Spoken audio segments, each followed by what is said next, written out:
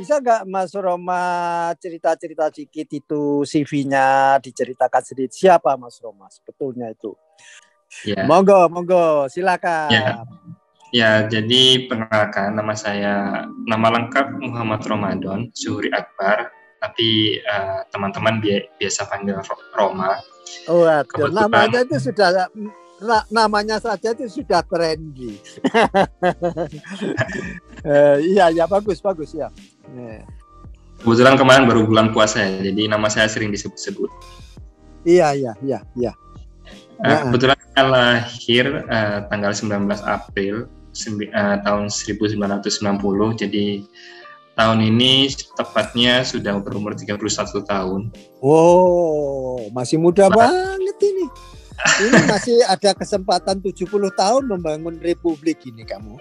Ya. Jadi cara berpikir itu umur 100 gitu. Jangan takut stroke saja gitu. Kita itu kan harus pinter. Lain dengan orang-orang tua kita, orang-orang sukanya makan sate, gulai, rawon, pamer-pameran, amboina itu loh enak gitu ya. Tapi lupa itu kolesterolnya, mudar kamu. Enggak usah malu-malu. Monggo Mas Roma. Iya.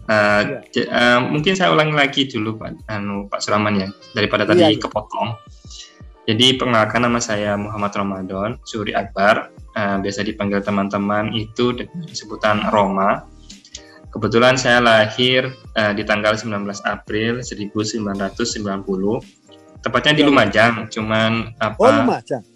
Iya, tempat lahirnya di Lumajang, tapi karena ayah ini orang Madura dan bekerja di Madura, jadi dari kecil saya sudah di Madura. Jadi setelah lahir langsung dibawa ke Madura gitu. Ngomong-ngomong, Bapak itu siapa? Bapak artinya itu bekerja di mana?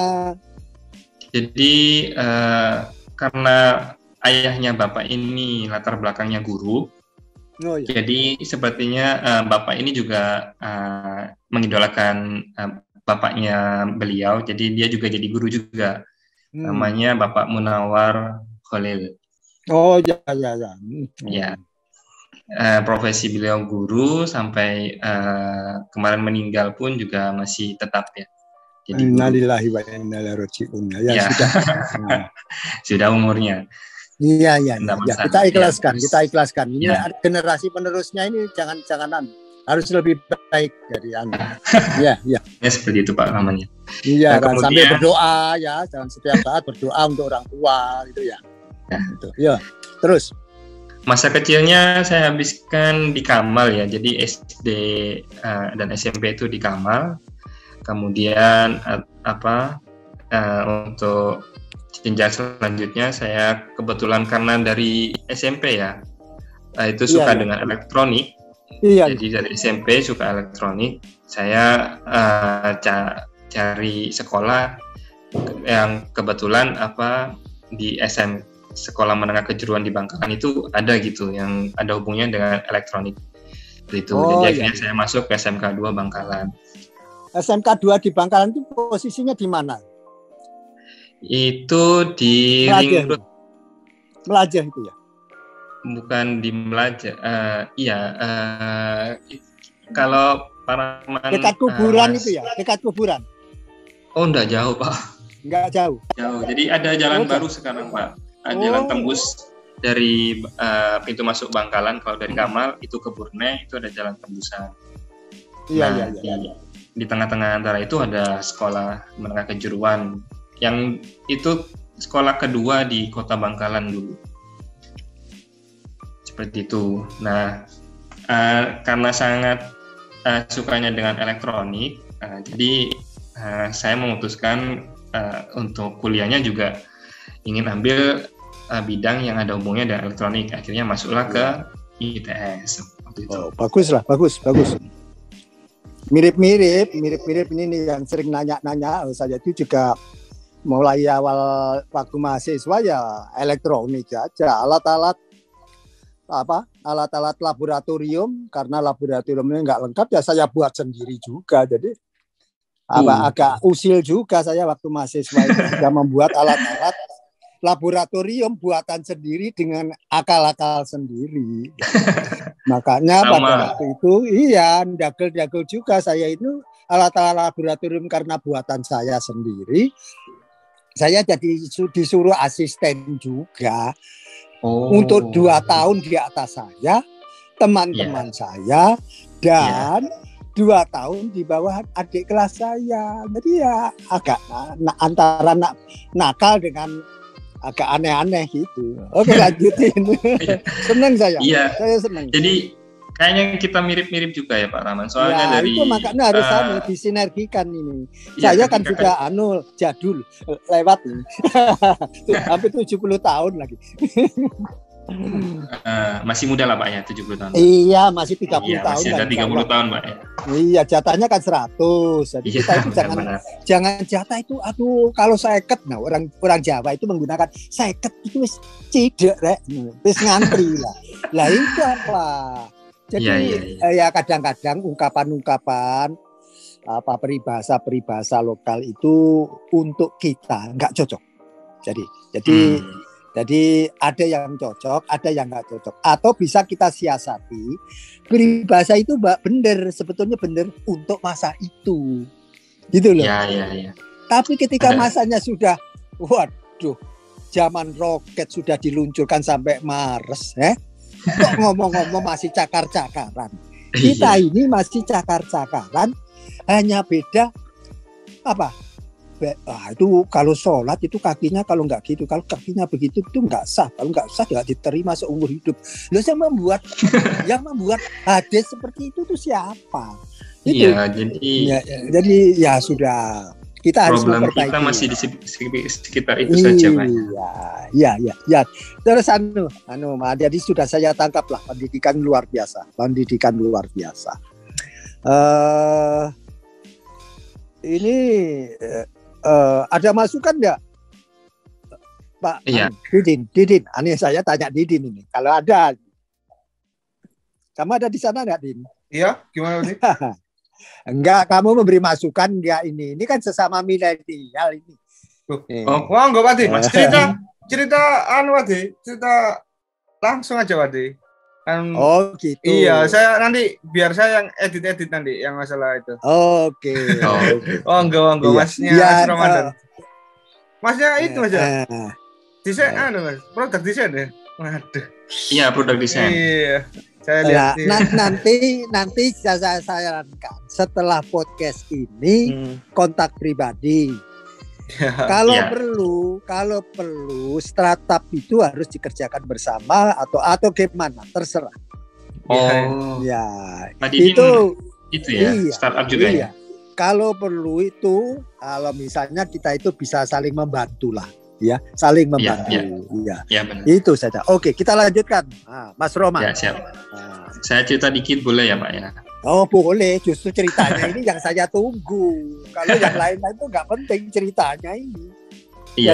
Gimana? Jadi apa ya, sebagai milenial itu melihat kondisi bangsa Indonesia sekarang ini ya, di sejajaran yang sama dengan umur saya, dan kondisi masyarakat Madura pada umumnya, apalagi pemuda-pemuda sekarang ya.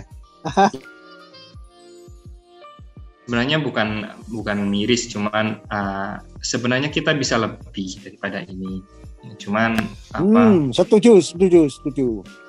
Cuman karena dari jadi perkembangan teknologi kita, generasi milenial itu termasuk generasi yang perkembangan teknologinya itu sangat cepat ya. Jadi dari kita pertama kali pegang HP, handphone yang dulu jadul tahun 2006 mungkin ya, itu sampai ke sekarang tahun ini itu perkembangannya sangat cepat sekali. Jadi dari yang ringtone-nya masih tilut-tilut sampai yang sekarang sebuah musik, itu kita mengalami semua itu. Jadi untuk beberapa level masyarakat yang memang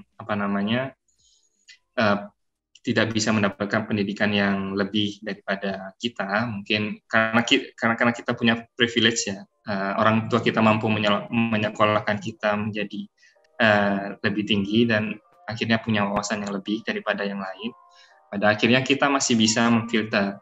Jadi teknologi yang baik itu seperti apa, teknologi yang pemanfaatan teknologi yang baik seperti apa, dan yang tidak baik seharusnya diapakan, seperti itu. Nah, kebanyakan kalau kita bicara masyarakat Madura dulu ya Pak, ya, sebelum kita bicara lebih luas lagi tentang bangsa kita, karena budaya di Madura ini kan masih religius. Iya. Jadi pemuda-pemuda kita itu menghubungkan segala sesuatu terhadap agama dahulu. Sebenarnya nggak ada masalah di situ ya. Saya nggak ada masalah kalau semuanya harus dihubungkan dengan agama terlebih dahulu, nggak ada masalah. Cuman kalau pada akhirnya saklek ya kepada agama terlebih dahulu tanpa mempertimbangkan hal yang lain, jadi pada akhirnya pemikiran kita kan terkotak-kotak Pak. Iya.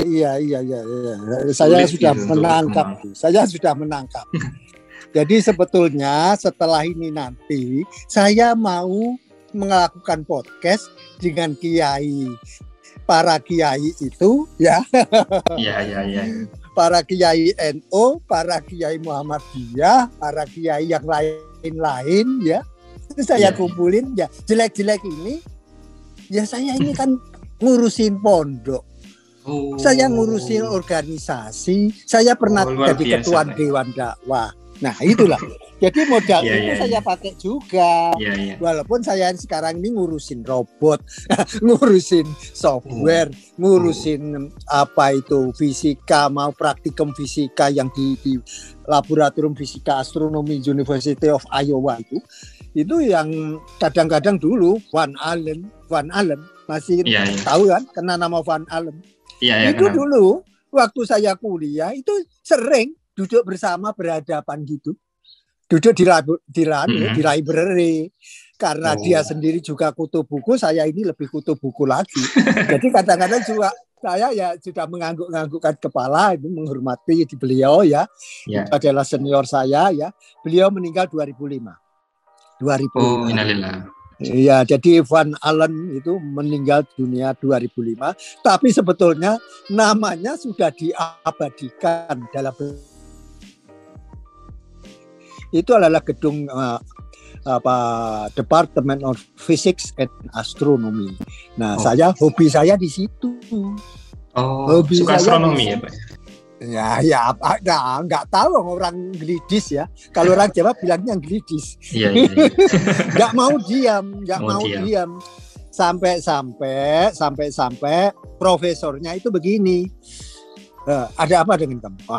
Saya ini suka dengan kelas ini. Ya biasa lah. Kalau nggak suka jangan ngambil. Jamnya gitu lah kalau di bahasa Indonesia kan. Bukan hanya suka kontennya. Saya itu suka dengan personalnya. Apa itu? Jelek-jelek ya. Saya itu mirip kamu juga loh. Beda loh. Jawabnya ya beda loh. Saya begini, kamu kecil gitu. Bukan soal kecilnya gitu. Jadi saya dulu itu juga suka laboratorium. Saya mengembangkan laboratorium fisika IKIP Surabaya. Gitu dulu itu nggak ada alat lengkap, menjadi saya lengkapi dengan alat-alat buatan sendiri. Padahal cuma saya bongkar saja aslinya. Tak lere. Loh, ini kan cuma ini. Kan bisa tak kayak putar, tak switchnya tak putar gini nanti bisa dipakai multipurpose. Akhirnya ya cuma kelihatannya satu, tapi itu bisa dipakai tiga macam. Nah, itu kamu tahu, jagoan elektronik, jadi satu guru satu ilmu. Nah, itu akhirnya profesor itu terus mau apa? Gini aja loh ya. Kalau bisa nggak itu keahlian itu di share lah dengan saya. Privacy. No way. Terus saya ledekin gini. Deal. Panggilan kita kan biasa, orang Amerika itu panggil nama depannya jangkar gitu ya. Kalau di Indonesia dikamplengi gitu. Kalau nggak ada bapak atau ibu nggak saya bilang, Deal. This is Surahman. I'm the physics professor in Indonesia. Ya, jadi saya itu profesor juga sama dengan kamu di Indonesia. Ya cuma kalau di Indonesia itu kita nggak boleh bilang profesor, bolehnya bilang cuma dosen. Itu loh. Padahal kata dosen itu juga artinya profesor. Profesor itu guru di perguruan tinggi. Jadi kalau mestinya kalau ada orang bilang profesor itu nggak usah sakit hati. Gitu. Itu untuk memberi semangat lah para dosen itu. Agak naik sedikit dipanggil profesor kan gitu. Jadi keren, terus akhirnya ada apa dengan kamu? Ini saya ini profesor fisika di Universitas Terbuka Indonesia. Itu mahasiswa saya, tahu nggak? Kalau nggak percaya buka websitenya. Itu 400.000, 500.000 bisa lebih. Belum. Nggak percaya, buka saja. Memangnya saya bohong? Ini zaman nggak bisa bohong. Lihat data, klik aja ini. www.ut.acid kan begitu bilangnya kalau orang Indonesia. Saya double capek gitu. Ya, itu akhirnya oke. What can I do for you? Oke, share. Akhirnya buku-buku rahasianya diberikan semua pada saya. Terus akhirnya asistennya dipanggil. Ini Surahman.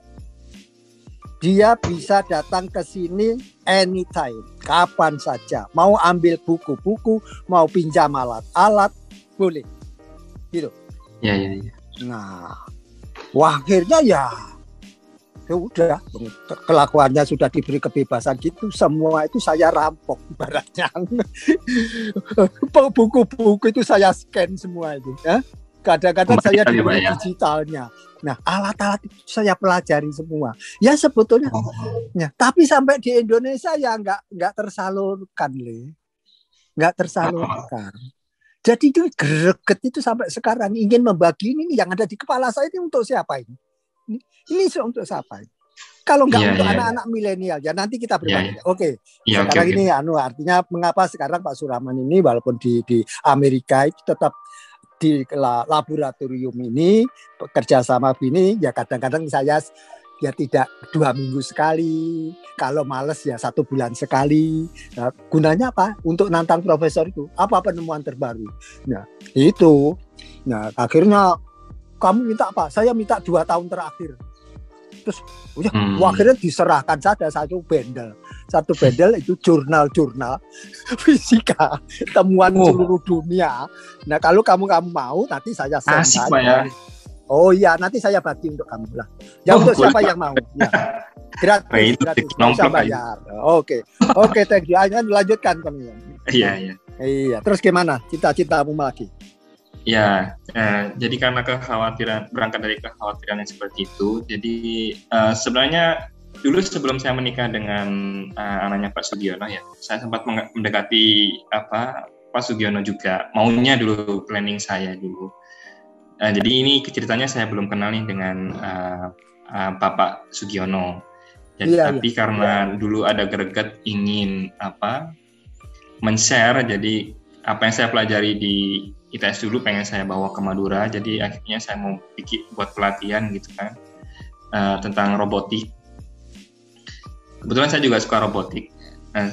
Jadi saya ingin berbagi ke kalangan muda-muda. Jadi waktu itu maunya ke anak SMA atau SMK yang sejajar.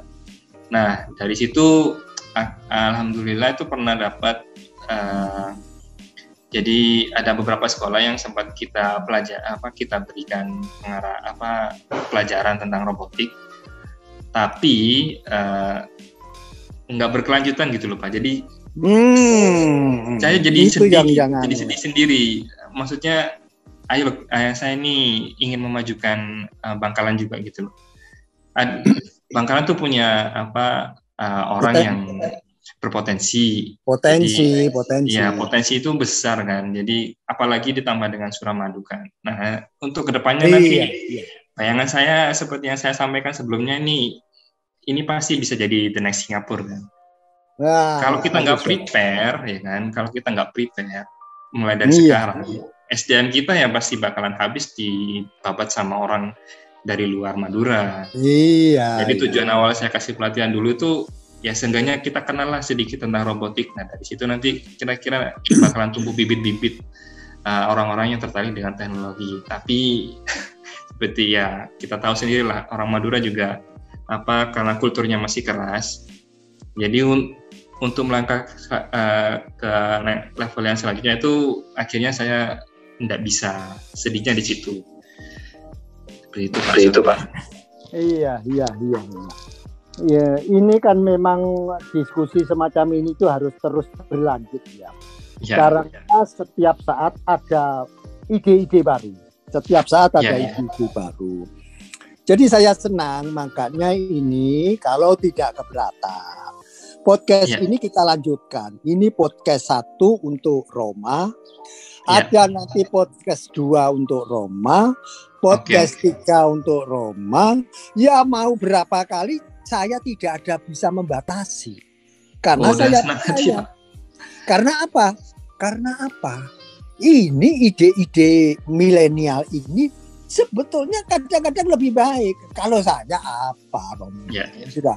Nah ini sudah otak-otakan pinjet dari sudah. Sudah banyak lupanya. Tapi kalau yang anak-anak muda itu ya dalam waktu bersamaan itu bisa memikirkan ini.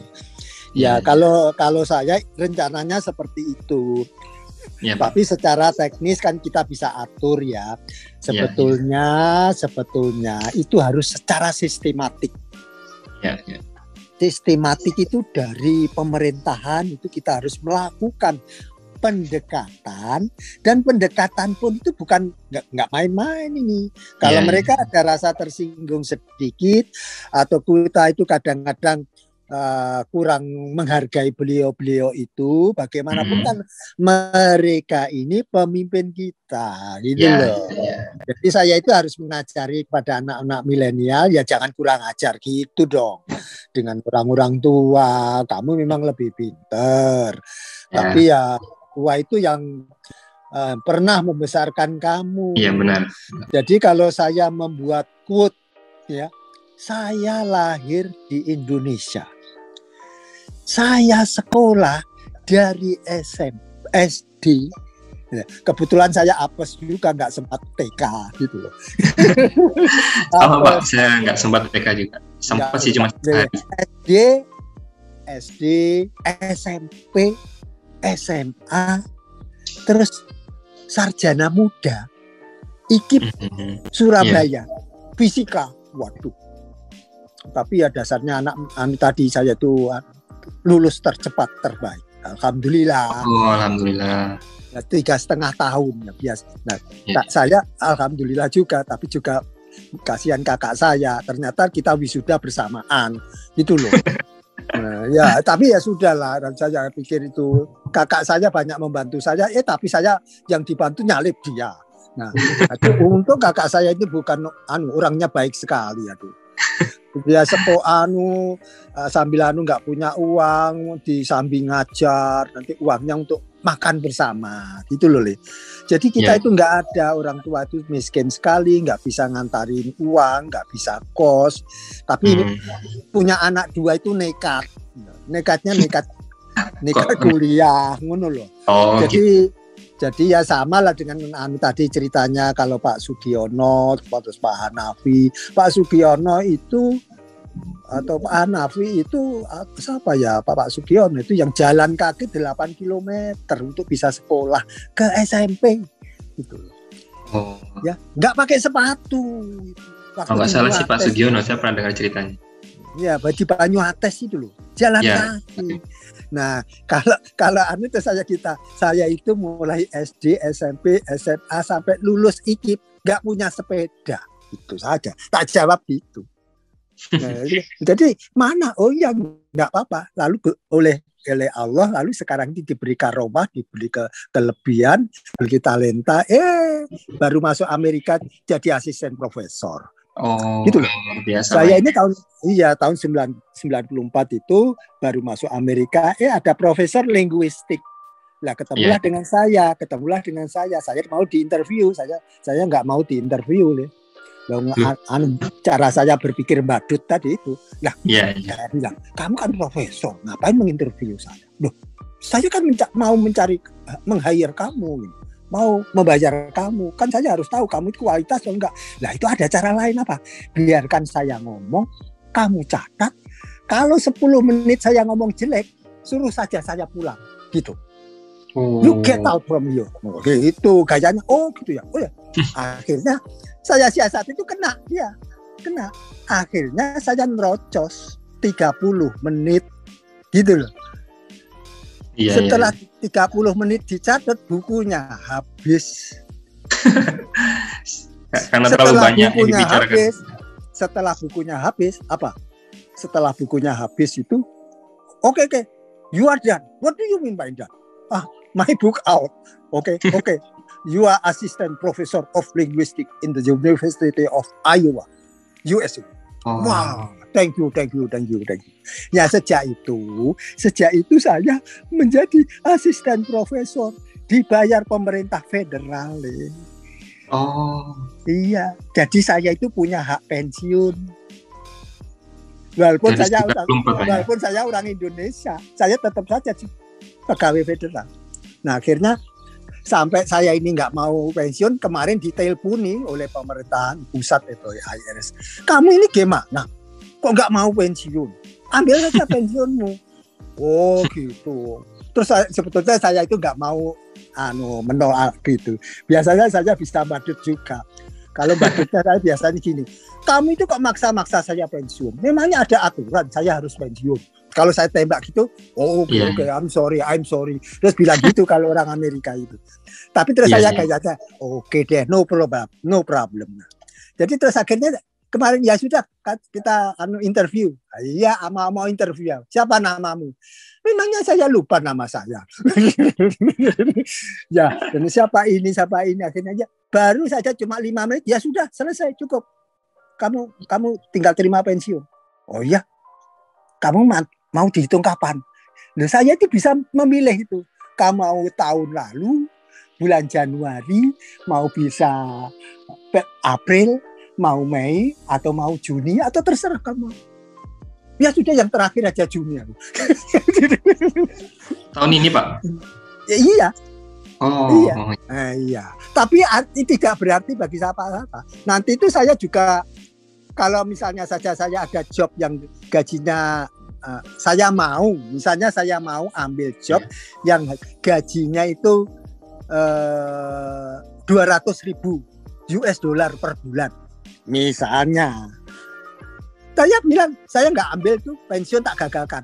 Kenapa? Nggak saya ambil, nggak pakai. Kenapa? Sebab kalau sudah ambil pensiun, itu saya dibatasi 50.000. 50.000 itu artinya iya 50.000 itu artinya saya satu bulannya itu sekitar 60 juta 65 juta. Lalu terus saya kalau bisa 200 juta ngapa saya ambil 60 juta? Apa harus yang lebih kecil Pak ya? Kenapa harus yang lebih kecil kalau ada yang 200? Nah ya itu makanya kamu anak milenial, teman-temanmu Indonesia itu bilangin jangan rebutan yang 3 juta 4 juta itu. Jam 3 juta 4 juta sudah lulusan S2 dibayar 4 juta gitu. Iya lulusan S2 dibayar 4 juta itu kepalanya siapa kok padahal di sini di Amerika ini kemarin ahli cyber security 500.000 sekarang ini dibuka kalau mau tinggal berangkat. Tapi nanti saya nggak memprovokasi loh ya. Kamu berangkat nanti meninggalkan tanah air. Tapi saya itu sebetulnya tetap berjiwa terbuka, nggak mau dibatasi oleh geografi. Loh. Saya juga nggak mau kamu itu, saya kan punya mertua, Pak. Mertua saya melotot, Pak Rahman. Kalau ya nanti mertuamu kalau melotot. Pak Rahman ganti melotot ke mertuamu juga. Tapi dalam waktu dekat saya memang ada plan kok Mbak. Jadi mungkin mau keluar ya, cuman sebelum ke sana saya tuh seenggaknya pengen membuat meninggalkan sesuatu untuk Madura gitu sedikit, walaupun nggak banyak, sedikit gitu loh. Itulah maksudnya. Itulah yang kita tunggu. Jangan meninggalkan Madura sebelum membuat prasasti. Prasasti itu kan peninggalan berat bahwa yang semula rakyat Madura itu maunya bapaknya jualan sate, anaknya dipaksa berjualan sate. Nanti saya mau mendatangi orang tua yang jualan sate, nanti saya mau beli satenya gitu.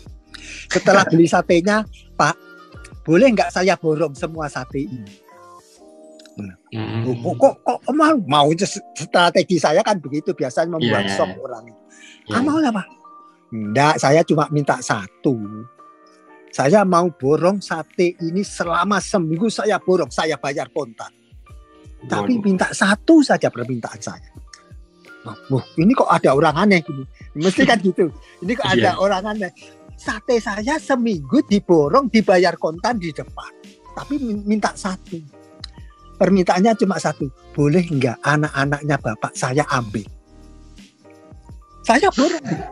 Semua anak cucu bapak saya ambil. Saya biayai, saya kirim sekolah, saya kirim kursus. Enggak, jangan disuruh bekerja.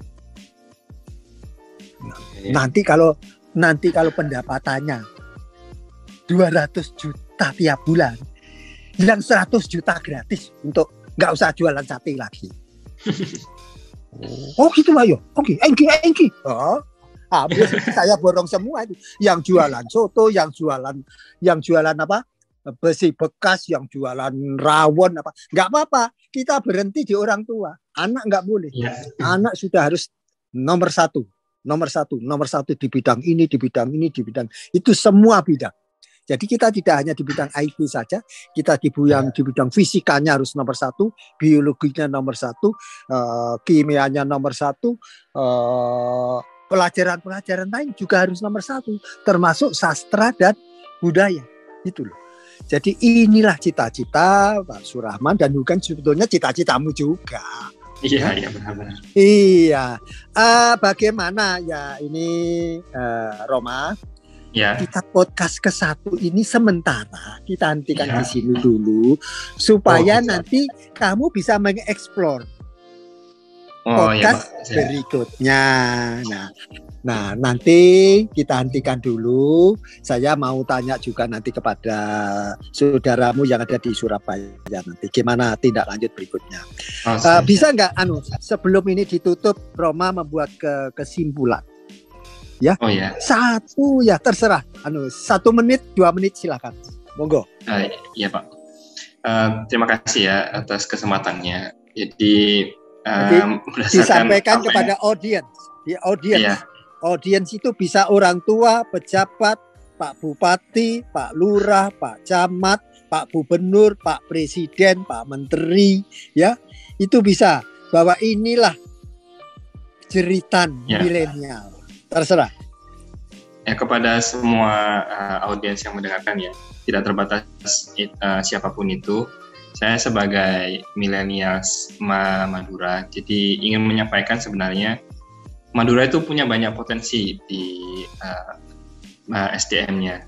Jadi mohon untuk tidak membatasi pemikiran-pemikiran para pemuda. Kalau sebenarnya kita ini punya potensi yang lebih daripada yang Bapak pikirkan atau saudara-saudara pikirkan. Contohnya seperti banyak teman saya maupun pengalaman pribadi saya kita ini bisa lebih punya pemikiran yang lebih daripada orang lain. Bahkan daripada negara lain pun kita itu bisa sangat bersaing seperti itu. Jadi karena kebetulan saya pribadi juga sudah pernah berkompetisi di ajang internasional, jadi saya pun juga tahu dan mengalami kalau sebenarnya rakyat Madura itu walaupun dengan watak yang keras, tapi ketika kita punya kemauan yang keras juga, semua itu tidak ada batasan. Banyak yang bisa kita lakukan, mulai dari hal yang remeh-remeh pun itu bisa kita kerjakan seperti itu. Dan satu pesan terakhir, percayalah pada apa yang kita pikirkan. Jadi jangan pernah membatasi pemikiran kita sehingga nanti apa yang sebenarnya bisa kita kerjakan, tapi karena batasan dari pikiran kita tidak bisa melakukan apa yang ingin kita kerjakan, seperti itu, Pak. Terima kasih. Sampai sekian dulu. Assalamualaikum warahmatullahi wabarakatuh. Waalaikumsalam warahmatullahi wabarakatuh.